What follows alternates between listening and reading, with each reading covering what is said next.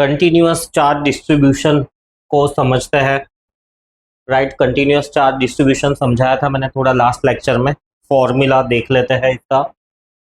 सबसे पहला वाला है linear charge density. Linear charge density का मतलब भी मैंने समझाया था, मतलब कि चार्ज डिस्ट्रीब्यूटेड है ओवर द लेंथ।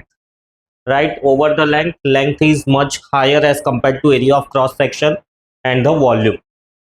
तो लेंथ ज़्यादा लंबी है, वायर है, राइट, आयरन का रॉड है लंबा, तो उन सब केसेस में सो लेट्स से ऐसा कोई मुझे वायर दिया हुआ है जिसमें ऐसा कंटिन्यूअसली चार्ज डिस्ट्रीब्यूटेड है, और अगर लीनियर डिस्ट्रीब्यूशन है तो लीनियर डिस्ट्रीब्यूशन को हम कैसे डिनोट करेंगे? लीनियर डिस्ट्रीब्यूशन को डिनोट करने के लिए जो फिजिकल क्वांटिटी है वो है linear charge density. So linear charge density which is lambda, it is defined as charge per unit length. Right, जो भी लेंथ है divided by total charge, linear charge density. इसका डिफरेंशियल फॉर्म भी है कि lambda is equals to d q by d l. ये differential format में है। इसका मतलब क्या है? इसका मतलब ये है कि अगर मैं छोटी सी लेंथ एज्यूम कर लेता हूँ, बहुत छोटी सी लेंथ एज्यूम कर लेता हूँ, तो इस छोटी सी लेंथ पर मुझे चार्ज कितना मिलेगा? राइट, तो इस छोटी सी लेंथ के लिए मैं ये फॉर्मूला यूज कर पाऊंगा। सो चलो देखते हैं ये फॉर्मूला को हम यूज कैसे कर सकते हैं। So for an example, let's say मुझे ऐसा कहा गया है कि भाई मुझे इस पॉइंट पी पे एक टेस्ट चार्ज पड़ा हुआ है क्यू नॉट, उस पर लगने वाला फोर्स कैलकुलेट करना है। सो फोर्स दूर की तरफ जाएगा, टेस्ट चार्ज ऑलवेज पॉजिटिव ही होता है, भले स्पेसिफाई नहीं किया गया है कहीं पर भी, but test charge is always positive in nature. और क्योंकि ये भी पॉजिटिव है तो रिपल्सिव फोर्स होगा। लेट्स से ये एलिमेंट का पॉइंट तक जो डायरेक्शन है, right, that is given by r cap.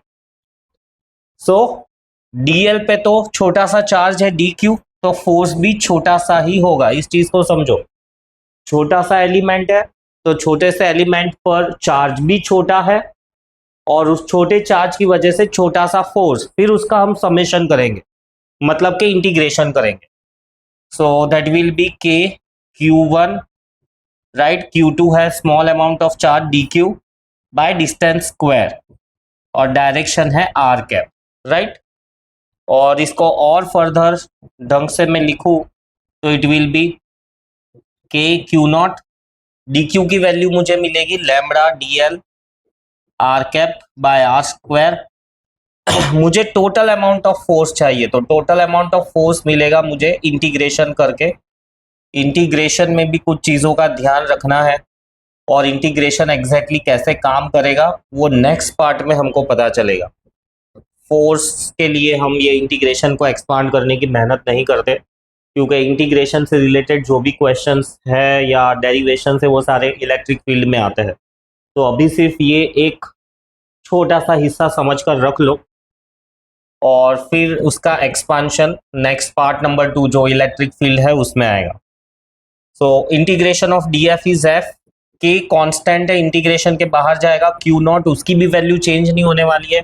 Integration के बाहर जाएगा लैम्बडा, इसकी भी वैल्यू चेंज नहीं होने वाली है, क्योंकि charge density same to same ही रहने वाली है। लेट्स से 10 कूलम का चार्ज 1 मीटर में फैला हुआ है, 1 मीटर लेंथ में फैला हुआ है, तो 10/1 लैम्बडा कांस्टेंट ही रहेगा, लैम्बडा वेरी नहीं करने वाला।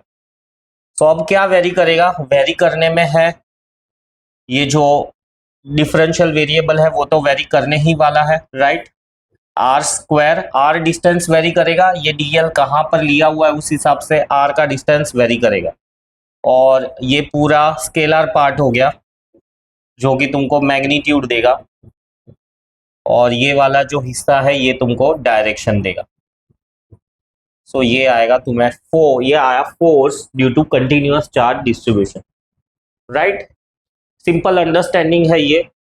यहां से आगे का जो सॉल्यूशन है as I said electric field intensity में पता चलेगा। फिर नेक्स्ट आता है कंटिन्यूअस चार्ज डिस्ट्रीब्यूशन में surface charge density. So surface wise फैला हुआ है, इवन तो इसकी कुछ थिकनेस होगी तो वो अंदर से खोखला है, इसीलिए हम वॉल्यूम को इग्नोर करते हैं। हाँ, अंदर से भरा हुआ है तो फिर वो वॉल्यूमेट्रिक चार्ज डेंसिटी में चला जाएगा, जैसे कि ये अंदर से भरा हुआ है, और अंदर से ये अगर खाली होता तो ये भी फिर सरफेस चार्ज डेंसिटी वाले केस में ही डिस्कस होता। तो इसके लिए सरफेस चार्ज डिस्ट्रीब्यूशन हो तो सरफेस चार्ज डिस्ट्रीब्यूशन के लिए जो फिजिकल क्वांटिटी डिफाइन करते हैं हम, वो है surface charge density denoted by sigma given by charge per unit area, और इसका डिफरेंशियल फॉर्मेट है D Q by D A. So इसका भी लेट से हम ऐसा एक एक्सप्रेशन लिखते हैं फोर्स के लिए, सो थोड़ा हमको आइडिया मिले कि इसको यूज कैसे करना है। सो वर्किंग मेथड सिंपल ही है, जैसे उसमें स्मॉल एलिमेंट लिया था डी एल, यहाँ पर हम स्मॉल एरिया लेंगे D, right. Surface charge density होगी तो स्मॉल एरिया एज्यूम करना है, लेंथ लीनियर चार्ज डेंसिटी होगी तो स्मॉल लेंथ एज्यूम करनी है। सो अब ये छोटे से एरिया की वजह से लेट से मुझे इस पॉइंट पी पे फोर्स ढूंढना है, एक टेस्ट चार्ज रखा हुआ है क्यू नॉट, तो वो स्मॉल अमाउंट ऑफ फोर्स तो मेरा इस डायरेक्शन में आएगा, राइट। और लेट से इसका डायरेक्शन है आर कैप। सो इसके लिए, इस कंडीशन के लिए अगर मैं छोटा सा फोर्स कैलकुलेट करूं because of the small area D A, so formula Coulomb's law K Q one, right, Q two कितना हो जाएगा D Q, small amount of charge, और ये small amount of charge D A पे कितना है D A into sigma K Q by are square are cap. Further K Q naught D Q मुझे मिलेगा sigma into D A by are square are cap, और मुझे total force चाहिए तो मैं इंटीग्रेशन करूंगा, और क्योंकि यहाँ पर ये एरिया वाइज इंटीग्रेशन हो रहा है तो लिमिट्स एरिया की होंगी, लिमिट्स एरिया की होगी, कैसे होगी वो भी थोड़ा सा आगे ही हम देखेंगे। और यस, एरिया वाइज ही के टोटल एरिया या तो सब्स्टिट्यूट करने का होगा, या तो एरिया कहाँ से कहाँ तक चेंज हो रहा है, जैसे छोटा स्फीयर है, राइट, और उसका रेडियस बढ़ जा रहा है, R2 हो रहा है, तो छोटा स्फीयर था तो छोटा रेडियस था तो छोटा सरफेस एरिया, फिर बड़ा स्फीयर हो गया तो बड़ा surface area, right. Final minus initial, ये इनिशियल वैल्यू फाइनल वैल्यू, ये के कांस्टेंट है इंटीग्रेशन के बाहर, क्यू नॉट भी कांस्टेंट इंटीग्रेशन के बाहर, राइट। जो इंटीग्रेशन के अंदर आएगा d A by are square are cap, और इंटीग्रेशन की लिमिट्स, यहाँ पर भी इंटीग्रेशन की लिमिट्स क्या आएगी, यहाँ पर इंटीग्रेशन की लिमिट्स होंगी इंटीग्रेशन फॉर द लेंथ, कि भाई इसकी टोटल लेंथ क्या है। वैसे ये ऐसा भी लिख सकते हो कि इनिशियल टू लेंथ फाइनल, मतलब तुम यहाँ से कैलकुलेट करना स्टार्ट कर रहे हो तो यहाँ से यहाँ तक की लेंथ को एज ए लिमिट डालना है। अगर यहाँ से कैलकुलेशन करना स्टार्ट कर रहे हो तो जीरो लेंथ से लेके टोटल लेंथ एल, वो आएंगे आगे तब थोड़ा क्लियर होगा। अभी के लिए बस ये जो आउटलाइन है इसको दिमाग में रखो। सो यहाँ पर ये हो गया मैग्नीट्यूड फोर्स का, और ये हो गया डायरेक्शन, ये है area wise charge distribution.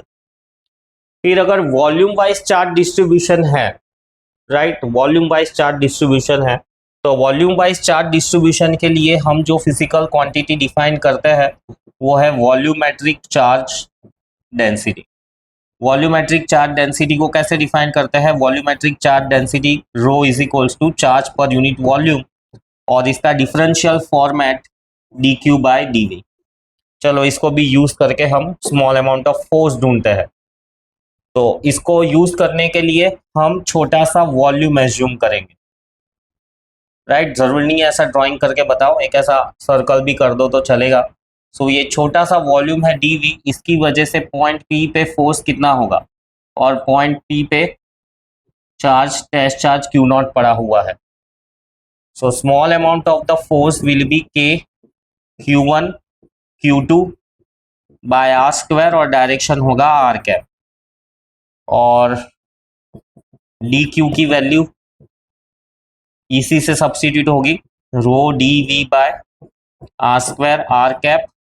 Total force मिल जाएगा मुझे इंटीग्रेशन से, so integration of D F is F, और जो भी चीजें कांस्टेंट है इंटीग्रेशन के बाहर, रो dv r स्क्वायर, r बदलते रहने वाला है डिपेंडिंग अपॉन ये छोटा सा मास कहाँ पर है, और r कैप, राइट।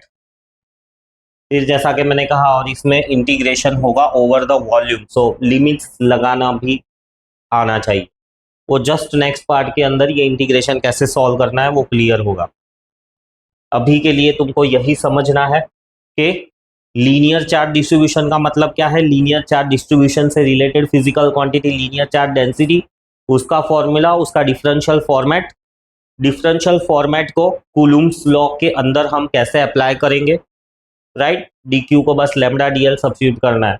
फिर इसके बेस पे, तो इसके बेसिस पे कूलम्ब्स लॉ या इलेक्ट्रोस्टैटिक फोर्स में कोई क्वेश्चंस नहीं है, और आएंगे तो अभी वो इलेक्ट्रिक फील्ड करने के बाद तुम्हें पता चल जाएंगे। Same way continuous charge distribution के अंदर सरफेस चार्ज डेंसिटी, मतलब सरफेस वाइज चार्ज डिस्ट्रीब्यूटेड है, उससे related physical quantity surface charge density defined as charge per unit area, right. Differential format d q by d a, इसको कैसे use करना है ये एक सैंपल है, पूरा कंप्लीट सॉल्यूशन नहीं है बट एक सैंपल है। और same way volumetric charge density, उसमें उससे रिलेटेड फिजिकल क्वांटिटी है volumetric charge density denoted by rho q by v, charge per unit volume, differential format, और उसको कैसे यूज करना है। तो यहाँ पर ये इलेक्ट्रोस्टैटिक फोर्स खत्म होता है, राइट। न्यूमेरिकल्स है, न्यूमेरिकल्स का डिस्कशन हम नेक्स्ट क्लास से करेंगे।